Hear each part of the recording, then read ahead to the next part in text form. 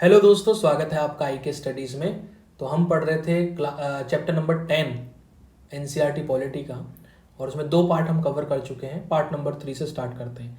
तो पिछले पार्ट में हमने सेकुलरिज्म के बारे में पढ़ा था। फिलॉसफी कॉन्स्टिट्यूशन की किस किस पर बेस्ड है, चाहे वो इंडिविजुअल फ्रीडम हो, सोशल जस्टिस हो, और साथ ही साथ सेकुलरिज्म एक बहुत बड़ा इंपॉर्टेंट जो है कंसेप्ट है।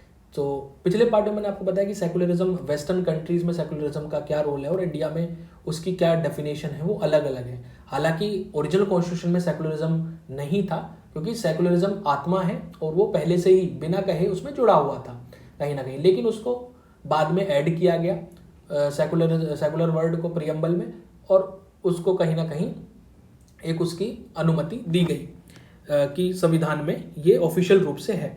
तो कहने का मतलब ये है कि धर्म और राज्य, स्टेट और रिलीजन दोनों को अलग अलग होना चाहिए, और कोई भी इंटरफेयर ना करे। धर्म ना ही राज्य के मामले में इंटरफेयर करे और ना ही स्टेट जो है धर्म के मामले में इंटरफेयर करे। तो एक निजी मामला वेस्टर्न कंसेप्शन में देखा गया, वेस्टर्न जो कॉन्स्टिट्यूशन है उनमें ये माना गया सेकुलरिज्म को। लेकिन इंडिया में कंडीशन जो है इंडिया में वो डिफरेंट थी। कंडीशन जो थी इंडिया में वो डिफरेंट थी। And to respond the challenge they posed, जो चैलेंज वो ले रहे थे उसको रिस्पॉन्ड करने के लिए जो मेकर्स थे हमारे कॉन्स्टिट्यूशन के, उन्हें एक अल्टरनेटिव कंसेप्शन लाना पड़ा सेकुलरिज्म का, उस पर काम करना पड़ा। जो अल्टरनेटिव कंसेप्शन था सेकुलरिज्म का, उनको वो लाना पड़ा, और they departed from the western model in two ways and for two different reason. दो तरीकों से अलग है वेस्टर्न मॉडल से। वेस्टर्न मॉडल का जो सेकुलरिज्म है वो इंडियन मॉडल के सेकुलरिज्म से दो डिफरेंट रीजन के लिए और दो तरीकों से अलग है। पहला तरीका है rights of religious group. First, as mentioned earlier, कि जो they recognise that inter community equality was as necessary as equality between individual. जो इंटर कम्युनिटी इक्वालिटी है, यानी कम्युनिटी के बीच में भी समानता होनी चाहिए जैसे इंडिविजुअल्स के बीच में समानता है, तो ये मेंशन रिकॉग्नाइज करते हैं। और this was because a person's freedom and sense of self respect was directly dependent upon the status of our community. यानी कहने का मतलब है, क्योंकि जो पर्सन की, जो इंसान की जो आज़ादी है, सेंस ऑफ सेल्फ रिस्पेक्ट है, वो डायरेक्टली डिपेंडेंट है उसकी कम्युनिटी के स्टेटस से। सो यदि एक कम्युनिटी डोमिनेट कर रही है दूसरी कम्युनिटी पर, then its member would also be significantly less free. उसके मेंबर्स भी फ्री कम होंगे।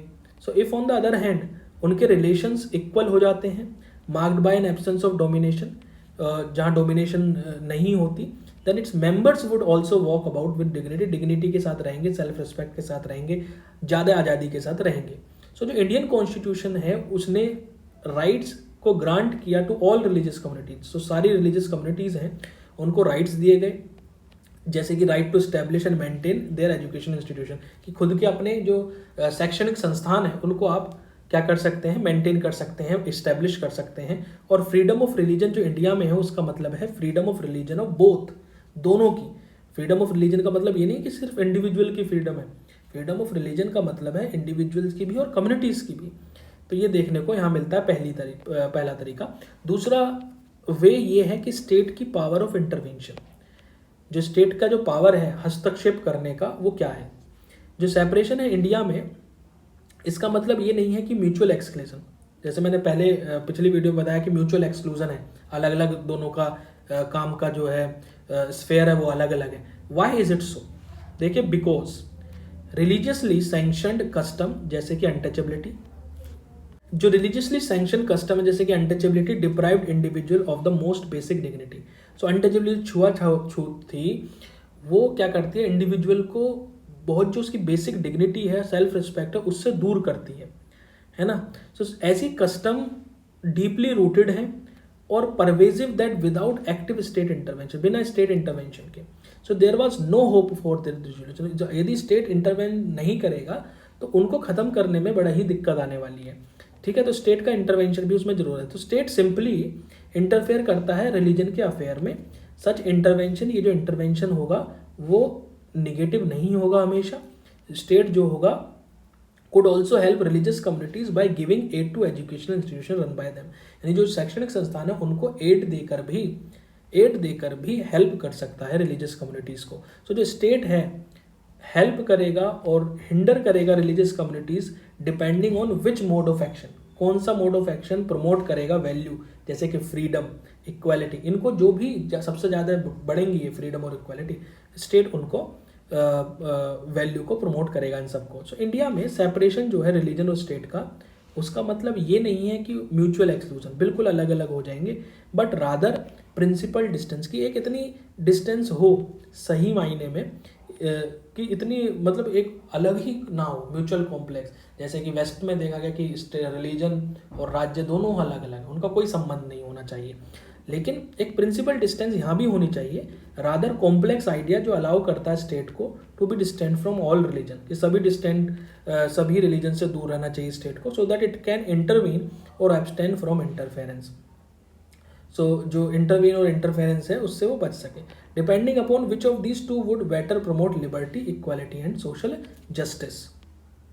सो we have hitherto mentioned 3 core features and these can also be seen as the achievement of our constitution। हमारे कॉन्स्टिट्यूशन का achievement देखने को मिल सकता है। पहला, हमारा कॉन्स्टिट्यूशन रीइंफोर्स करता है और रीइन्वेंट करता है फॉर्म्स ऑफ लिबरल इंडिविजुअलिज्म को। पहला क्या है कि हमारा कॉन्स्टिट्यूशन रीइंफोर्स करता है, रीइन्वेंट करता है फॉर्म्स ऑफ लिबरल इंडिविजुअलिज्म को, और this is an important achievement. ये एक इम्पोर्टेंट अचीवमेंट है क्योंकि this is done in the backdrop of a society जहाँ community values are often indifferent और होस्टाइल टू इंडिविजुअल ऑटोनॉमी। दूसरा, पहला क्या है, हमारा कॉन्स्टिट्यूशन रीइंफोर्स करता है, रीइन्वेंट करता है जो लिबरल इंडिविजुअलिज्म की फॉर्म है, और ये एक इम्पोर्टेंट अचीवमेंट है क्योंकि ये जो काम होता है ये सोसाइटी के बैकड्रॉप में होता है जहाँ कम्युनिटी वैल्यूज जो हैं अक्सर इनडिफरेंट है, होस्टाइल है इंडिविजुअल ऑटोनॉमी के लिए। दूसरा, हमारा constitution uphold the principle of social justice. Social justice के प्रिंसिपल को अपहोल्ड करता है हमारा constitution without compromising an individual liberty. किसी भी इंडिविजुअल लिबर्टी को कॉम्प्रोमाइज़ किए बिना हमारा constitution principle of social justice को, सामाजिक न्याय को अपहोल्ड करता है। तो कॉन्स्टिट्यूशनल कमिटमेंट, जो कॉन्स्टिट्यूशनल कमिटमेंट है caste based affirmative action programme के, वो दिखाता है कि कैसे how much ahead India was compare to other nation. यदि दूसरे नेशन से कंपेयर किया जाए तो इंडिया कैसे उन लोगों से आगे है, क्योंकि कॉन्स्टिट्यूशनल कमिटमेंट है कास्ट बेस्ड अफर्मेटिव एक्शन के लिए, पॉजिटिव एटीट्यूड रखना कास्ट बेस्ड अफर्मेटिव एक्शन के लिए, प्रोग्राम के लिए, जो दिखाता है कि much ahead India was compare to other nations. Can one forget that कि जो अफर्मेटिव एक्शन प्रोग्राम है यूएस में, वो चालू हुआ था after the 1964 civil rights act. 1964 civil right act के बाद चालू हुआ था यूएस में, almost 2 decades after they were constitutionally entrenched in India. यानी कॉन्स्टिट्यूशन जो हमारे में ऐड हो गया था ये सारी चीज़ें, उसके 2 डिकेड बाद 1964 सिविल राइट एक्ट के द्वारा यूएस में अफर्मेटिव एक्शन प्रोग्राम चालू हुआ था। तीसरा, against the backdrop of inter communal strife, जो कॉन्स्टिट्यूशन है अपना कमिटमेंट को अपहोल्ड करता है ग्रुप राइट्स के लिए, right to the expression of cultural particularity cultural के लिए, ग्रुप के लिए अपहोल्ड करता है, राइट्स उनको देता। दिस इंडिकेट दैट कि जो फ्रेमर है हमारे कॉन्स्टिट्यूशन के were more than willing to face the challenges of what more than 4 decades later has come to be known as multiculturalism.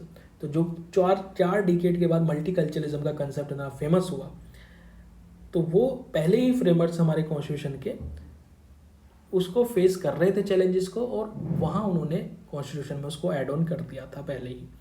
तो ये सारी चीज़ थी सेकुलरिज्म के बारे में। नेक्स्ट है भाई universal franchise. 2 other core feature में also be regarded as achievements. पहला, it is no mean achievement to commit one self to universal franchise, specially when there is a wide spread believe कि जो traditional hierarchies हैं India में are concealed and more और less impossible to eliminate. ठीक है जी, क्या कि it is no mean achievement to commit one self to universal franchise. ठीक है, स्पेशली जब एक वाइड स्प्रेड बिलीफ हो कि जो ट्रेडिशनल हायरार्कीज हैं इंडिया में वो कंजील्ड हो गई हैं एंड मोर और लेस इम्पॉसिबल है उनको एलिमिनेट करना, वो एक सॉलिड हो चुकी हैं और उनको एलिमिनेट करना बहुत ही कठिन काम है। And when the right to vote has only recently been extended to women, केवल वुमेन को एक्सटेंडेड किया गया, and to the working class in stable western democracies. So यहाँ ये देखने को मिला, once the idea of a nation took root among the elite के बीच में, अभिजात जो वर्ग था उसके बीच में आइडिया ऑफ नेशन ने जब अपनी जड़ें फैलाई, तो आइडिया जो डेमोक्रेटिक सेल्फ गवर्नमेंट का था उसको फॉलो किया गया। So Indian nationalism always conceived a political order जो बेस्ड था on the will of every single member of society, उनकी इच्छाओं पर बेस्ड था। और जो आइडिया यूनिवर्सल फ्रेंचाइजी का वो securely within the heart of nationalism के है। और as early as the constitution of India bill 1895, पहला नॉन ऑफिशियल अटेम्प्ट ड्राफ्ट करने के लिए कॉन्स्टिट्यूशन इंडिया के लिए, द ऑथर डिक्लेयर्ड कि जो एवरी सिटीजन है, हर एक सिटीजन जो है, that is anyone born in India, उनके पास राइट है कि वो कंट्री के अफेयर्स में पार्ट लें और एडमिट करें पब्लिक ऑफिस के लिए। तो सबको अधिकार है। मोतीलाल नेहरू रिपोर्ट आई 1928 में, और उसने अगेन उसको रीअफर्म किया कंसेप्शन को, सिटीजनशिप को रिट्रेट किया दैट हर एक पर्सन जो चाहे वो either sex who has attained the age of 21 is entitle to vote.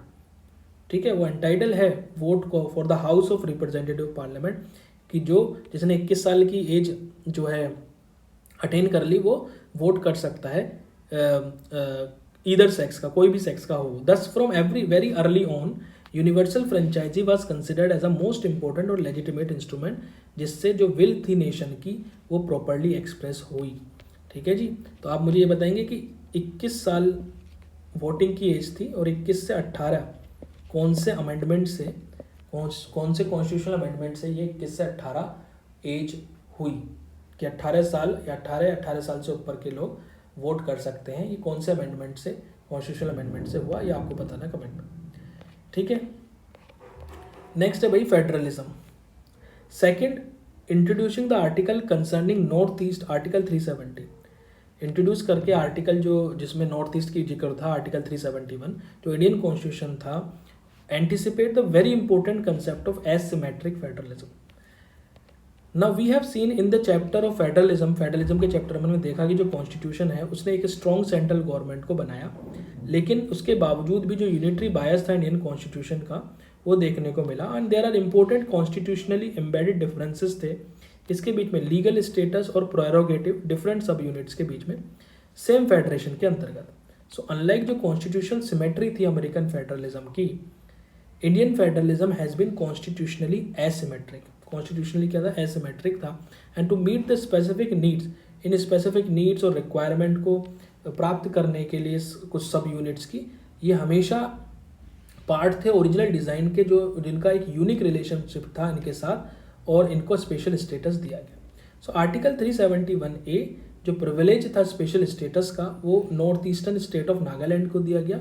और ये जो आर्टिकल है केवल वैलिडिटी नहीं कन्फर करता प्री एग्जिस्टिंग लॉज की, साथ ही नागालैंड में, बट साथ ही साथ प्रोटेक्ट करता है लोकल आइडेंटिटी, जहाँ से restriction, local identity through restriction on immigration पर रिस्ट्रिक्शन लगाकर। तो बहुत सारे अदर स्टेट्स भी हैं जो बेनिफिशियरी हैं ऐसे स्पेशल प्रोविजंस के, और इंडियन कॉन्स्टिट्यूशन के अनुसार then there is nothing bad, कुछ बुरा नहीं है अबाउट दिस डिफरेंशियल ट्रीटमेंट। ऐसे डिफरेंशियल ट्रीटमेंट के लिए स्पेशल स्टेटस कुछ स्टेट्स को दे दिया गया, उसके अकॉर्डिंग कोई भी नथिंग बैड, कुछ बैड नहीं है about this differential treatment. Although जो कॉन्स्टिट्यूशन था वो ओरिजिनली नहीं कहता कि India is now A multilingual federal, so all the constitution did not originally envisaged this, India is now A multilingual federation है, और हर एक मेजर लिंग्विस्टिक ग्रुप जो पॉलिटिकली रिकॉग्नाइज है, ऑल आर ट्रीटेड इक्वल, उनको equal तरीके से, समान तरीके से ट्रीट किया जाता है। सो जो डेमोक्रेटिक और लिंग्विस्टिक फेडरलिज्म है इंडिया में, वो मैनेज होता है कंबाइन करने के लिए claim to unity with claims to cultural recognition. A fairly robust political arena exist that allow for the play of multiple identities that complement one another, एक दूसरे को जो कॉम्प्लीमेंट करती है मल्टीपल आइडेंटिटीज को।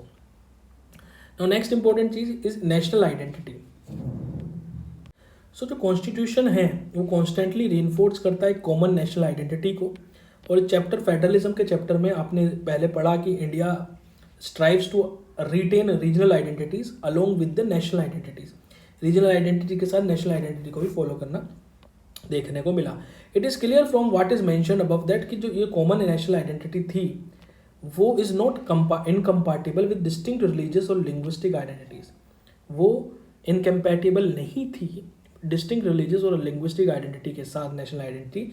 सो इंडियन कॉन्स्टिट्यूशन ने try किया कि इनके बीच में बैलेंस बनाया जाए बहुत सारी आइडेंटिटीज़ के बीच में, और यद्यपि जो प्रेफरेंस था वो कॉमन आइडेंटिटी को दिया गया कुछ कंडीशंस के साथ। और ये क्लैरिफाई किया गया डिबेट में ओवर सेपरेट इलेक्टोरेट की डिबेट में, जो कि रिलीजियस आइडेंटिटी पे बेस्ड थी, जिसको कॉन्स्टिट्यूशन रिजेक्ट कर दिया, और सेपरेट इलेक्टोरेट को रिजेक्ट किया, क्योंकि इसलिए नहीं क्योंकि जो फोस्टर डिफरेंस ला रहे थे रिलीजियस कम्युनिटीज़ में, साथ ही साथ they endangered a simple notion of national unity, national unity का भी, सो एज सच, और because they endangered a simple notion of national unity, but because they endangered a healthy national life, national life को भी, healthy national life को भी endangered कर रहे थे। तो रादर देन फोर्स यूनिटी, हमारा constitution sought to evolve true fraternity, true fraternity की, ट्रू भाईचारे की बात करता है, goal dear to the heart of doctor Ambedkar, जो डॉक्टर अम्बेडकर के दिल के काफ़ी करीब था। As Sardar Patel put it, the main objective was to evolve one community, main objective क्या है, एक कम्युनिटी को इवॉल्व करना।